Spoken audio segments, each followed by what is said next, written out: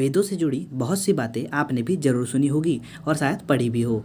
इसलिए आप ये जानते होंगे कि वेद पुरातन ज्ञान का एक ऐसा खजाना है जिनमें हमारी हर समस्या का समाधान छुपा है।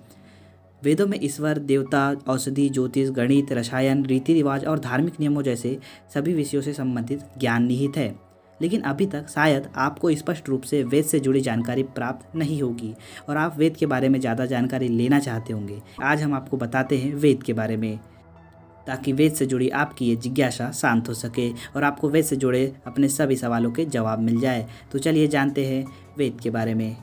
वेद विद धातु से बना है और इसका अर्थ होता है विदित होना, और सामान्य भाषा में वेद का अर्थ होता है ज्ञान। वेद दुनिया के प्रथम धर्म ग्रंथ है और इन्हीं के आधार पर दुनिया के सभी धर्मों की उत्पत्ति हुई है। वेदों को श्रुति भी कहा जाता है क्योंकि वेद ईश्वर द्वारा ऋषियों को सुनाए गए ज्ञान पर आधारित है।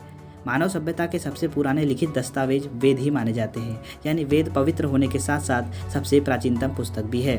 वेद के 4 प्रकार होते हैं: ऋग्वेद, यजुर्वेद, सामवेद, अथर्ववेद। ऐसा माना जाता है कि वेदों की उत्पत्ति सृष्टि के आरंभ के समय हुई और अवतरण के बाद वेद श्रुति के रूप में रहे और बहुत समय बाद उन्हें लिपिबद्ध किया गया।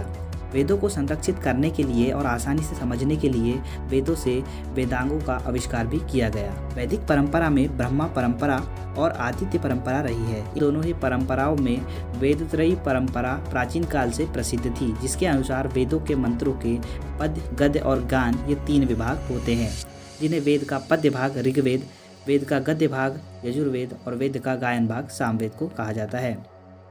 वेदों की रचना क्यों की गई, ये प्रश्न भी हमारे जहन में आता है। वेदों में ब्रह्मांड के अनोखे और अनंत राज शामिल है और वेदों में निहित ज्ञान संसार को चलाने और समन्वय बनाए रखने में सहायक सिद्ध हो, इसलिए वेदों की रचना की गई। क्योंकि वेदों में पारिवारिक, सामाजिक, राष्ट्रीय, अंतर्राष्ट्रीय संबंधों का सही तरीके से सही दिशा में चलाने और संतुलन बनाए रखने संबंधी ज्ञान निहित है, जो आज भी प्रासंगिक है। दोस्तों, वेदों की रचना कब हुई, इस बारे में स्पष्टता से तो कुछ नहीं कहा जा सकता, क्योंकि इतिहास में ऐसे बहुत से तथ्य हैं जो अलग अलग मत का समर्थन करते हैं।